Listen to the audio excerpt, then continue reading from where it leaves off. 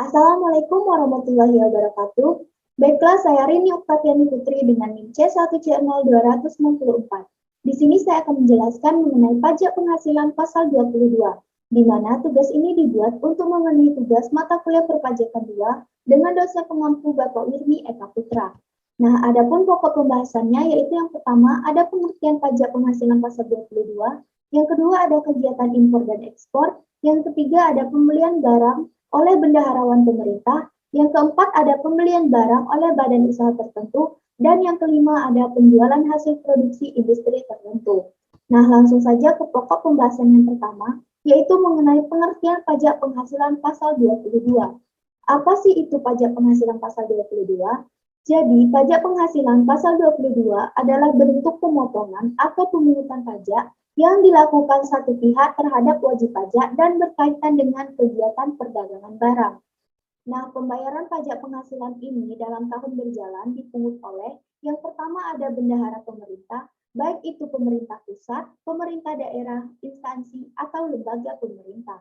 Nah, yang kedua ada badan-badan tertentu, baik itu badan pemerintahan maupun swasta. Nah, yang ketiga ada wajib pajak badan tertentu untuk memungut pajak dari pembeli atas penjualan barang yang tergolong sangat mewah.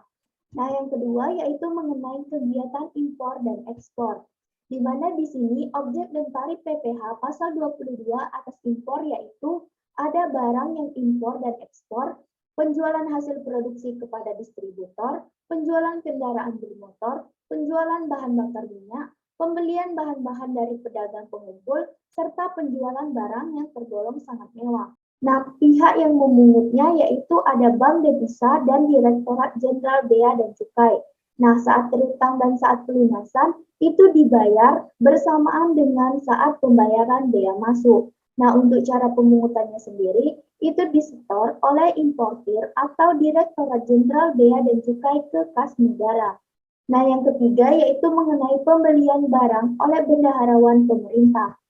Di sini berkenaan dengan pembayaran atas pembelian barang yang dilakukan oleh bendahara pemerintah dan kuasa pengguna anggaran. Bendahara pengeluaran dengan mekanisme uang persediaan. KPA atau kuasa pengguna anggaran atau pejabat penerbit surat perintah membayar yang telah diberi delegasi. Dan ini dikenakan PPh pasal 22 sebesar 1,5% dari harga pembelian tidak termasuk pajak pertambahan nilai. Nah, untuk pihak pemungutnya sendiri yaitu ada bendaharawan, KPA, dan pejabat penerbit surat perintah membayar. Nah, saat terutang dan saat pemungutan itu dibayar pada saat pembayaran. Nah, untuk cara pemungutannya sendiri itu disetor oleh pemungut pajak ke kas negara.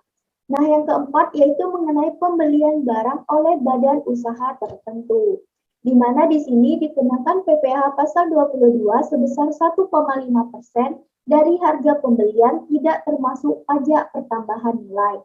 Nah, pihak pemungutnya sendiri itu ada BUMN dan badan usaha tertentu yang dimiliki secara langsung oleh BUMN, dan saat terutang serta saat pemungutan itu dipungut saat pembayaran.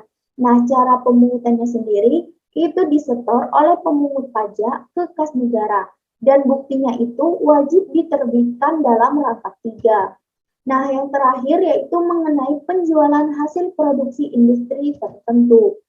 Nah, di mana di sini objek dan tarif PPh pasal 22-nya atas penjualan hasil produksi kepada distributor di dalam negeri oleh badan usaha yang bergerak dalam bidang usaha industri semen, industri kertas, industri baja, serta industri otomotif dan industri farmasi, yaitu penjualan semen sebesar 0,25%, penjualan kertas sebesar 0,1%, penjualan baja sebesar 0,3%, penjualan semua jenis kendaraan bermotor beroda 2 atau lebih tidak termasuk berat sebesar 0,45%, serta penjualan semua jenis obat sebesar 0,3%. Nah, ini dari dasar pengenaan pajak pertambahan nilai.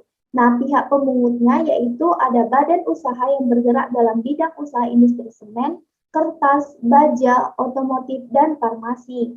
Nah, saat terutang dan saat pemungutan itu dipungut saat penjualan. Nah, untuk cara pemungutannya sendiri itu disetor oleh pemungut pajak ke kas negara dan mereka wajib menerbitkan bukti dalam rapat 3. Nah, baiklah, sekian penjelasan yang dapat saya sampaikan. Jika ada kekurangan, saya mohon maaf. Dan saya akhiri. Wassalamualaikum warahmatullahi wabarakatuh. Terima kasih.